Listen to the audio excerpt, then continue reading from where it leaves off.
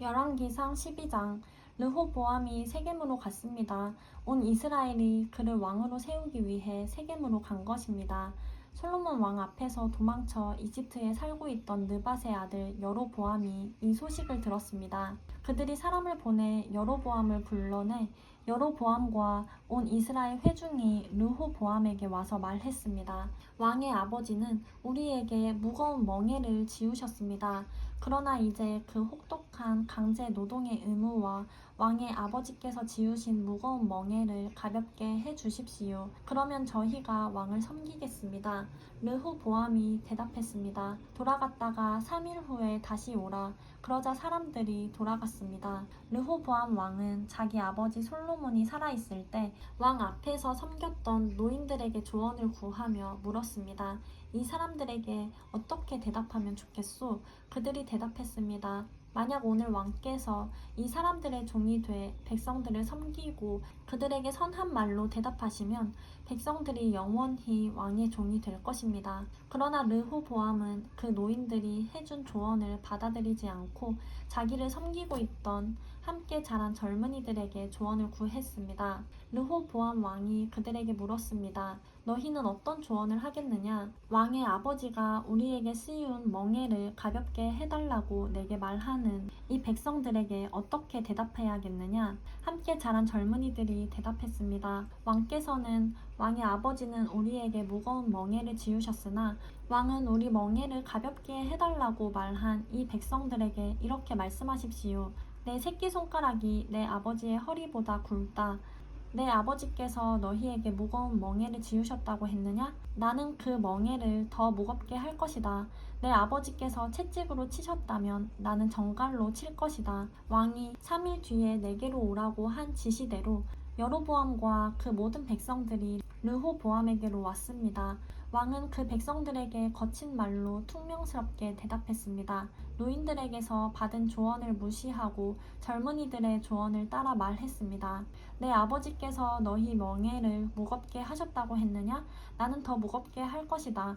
내 아버지께서 너희를 채찍으로 치셨다면 나는 정갈로 칠 것이다. 왕이 이렇게 백성들의 말을 듣지 않았습니다. 이 일은 하나님께서 하신 것으로 여호와께서 실로 사람 아히야를 통해 느밧의 아들 여로보암에게 하신 말씀을 이루시려는 것이었습니다. 온 이스라엘은 왕이 자기들의 말을 듣지 않는 것을 보고 왕에게 대답했습니다.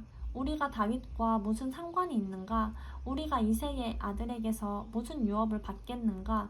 이스라엘아, 내 장막으로 돌아가라. 다윗이여, 당신 집안이나 돌아보라. 그러고 나서 이스라엘은 자기 장막으로 돌아갔습니다. 그러나 유다의 여러 성에 살고 있던 이스라엘 자손들은 아직 르호보암의 통치를 받고 있었습니다. 르호보암 왕이 강제 동원 노동의 관리를 맡고 있던 아도람을 보냈지만 온 이스라엘이 그를 돌로 쳐 죽이고 말았습니다. 그러자 르호보암 왕은 서둘러 자기 전차를 타고 가까스로 예루살렘으로 도망했습니다.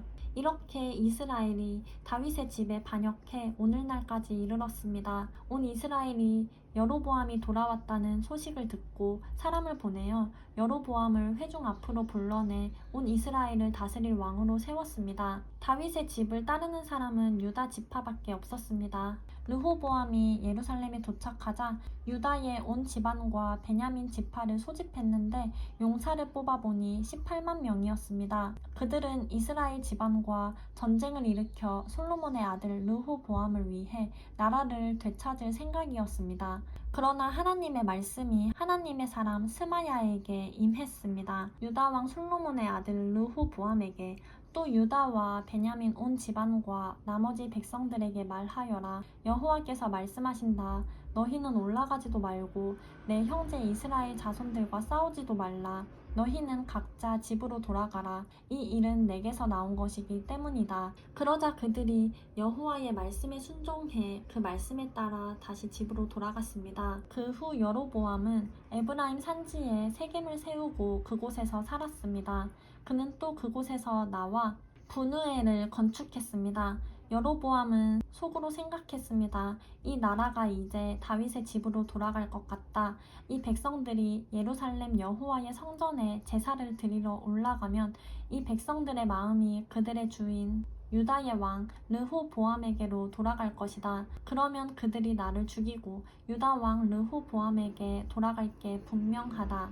그리하여 여로보암 왕은 조언을 구한 뒤에 금송아지 2개를 만들고 백성들에게 말했습니다. 예루살렘에 올라가는 것이 너희에게 큰일이다. 이스라엘아, 여기 너희를 이집트에서 이끌어낸 너희 신들이 있다.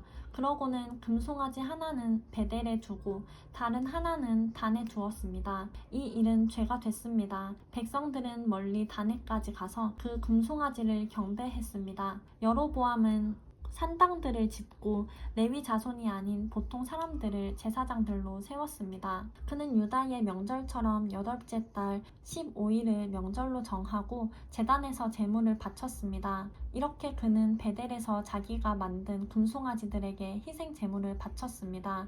또한 베델에서 자기가 만든 산당에 제사장들을 두었습니다.